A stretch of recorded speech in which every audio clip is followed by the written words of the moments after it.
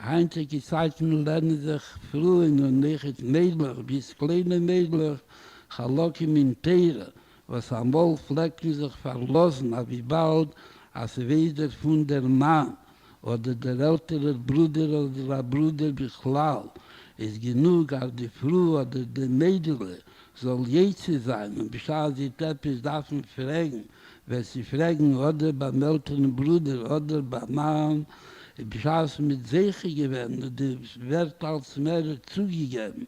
In Teiro ist Seiche geworden der Minak Israel Teiro hier, als früh in Heinzige Deris, lernen als Sach mehr Teiro, wenn geht zum Mekayim sein, wo steht in Teiro, seien alle jüdische Frühen gewesen, koschere Frühen. Und dann bekamen gewesen alle jüdische Mitzvahs in alle Deris, wie Adrab in die friedliche Deris. Als sie gewesen Länder zum Zman, Shabbos Amigdash Hoya Kayom, hat noch bekamen gewesen mit mehr Lebendigkeit, weil sie gewesen frisch, das, was man hat gesehen, bis man Shabbos Amigdash Hoya Kayom.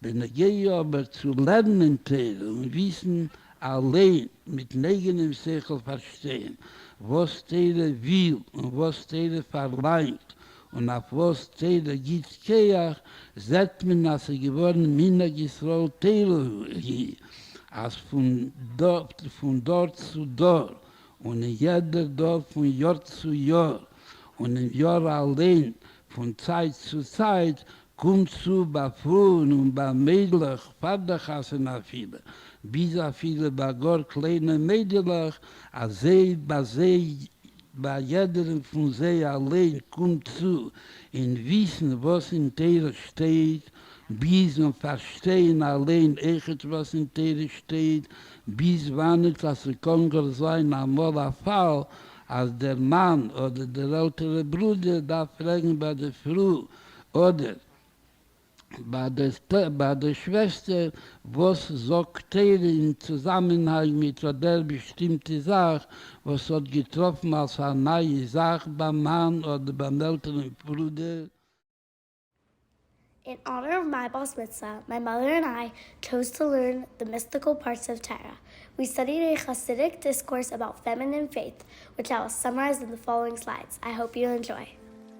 On Shabbos, Reish Chodesh Cheshvan, 5640-1879, the fourth Lubavitcher Rebbe, Rabbi Shmuel Schneerson, the Rebbe Maharash, delivered a discourse, the Havin Inyan Reish Chodesh, that examines the relationship between women, their refusal to participate in the golden calf, and Reish Chodesh. As it relates to the unique quality of feminine spirituality, the discourse explains the mistaken thinking of the men who felt justified in worshiping the calf. The men immediately handed over their jewelry, but the women refused to take part in what they knew was a rebellion against Hashem. The feminine soul infuses women with a greater awareness of Hashem's presence and accordingly with a greater aversion to idolatry. The Torah statement, "You shall have no other gods before me," is the central commandment against idolatry. How do we reconcile the reference to other gods with the command to completely reject their existence? The Rambam Maimonides describes the origins of idolatry. It began with an early man's flawed attempt to better serve the one Hashem by giving honor to different constellations and angels, which Hashem set in place. They believed that when worshiping the forces of nature, they were showing honor to their Creator. Eventually, over time, the people forgot about their Creator, Hashem, and gave all the power solely to the forces in nature. There are obviously forces at work in the universe, but they are no way independent. They are just like an axe in the hands of a woodchopper. Hashem controls everything that happens in the world. Although his involvement is often hidden from the human eye, it is the false credit of independent power that these constellations and angels that establish an idolatry. Thus, when referring to other gods, the Torah is speaking of all the forces that may exist, either spiritually or physically. Since they function as intermediaries in this world, they can be mistaken as being worthy of worship. But just like humans, they are completely dependent on Hashem. The Egyptians and others in the world at the time of the Exodus were drawn to his idol worship because it helped them come to terms with the fear that Hashem is too lofty to deal directly with earthly events, and instead they served his angels and constellations. Pari's huge mistake was that God had abandoned creation to the hands of the angels and constellations, and did not realize that Hashem is intimately involved with the affairs of the universe, yet exists totally independent of this world. The greater one's awareness of Hashem's presence, the less susceptible they will be to worship idols, because they realize that they can turn to Hashem directly for any concern.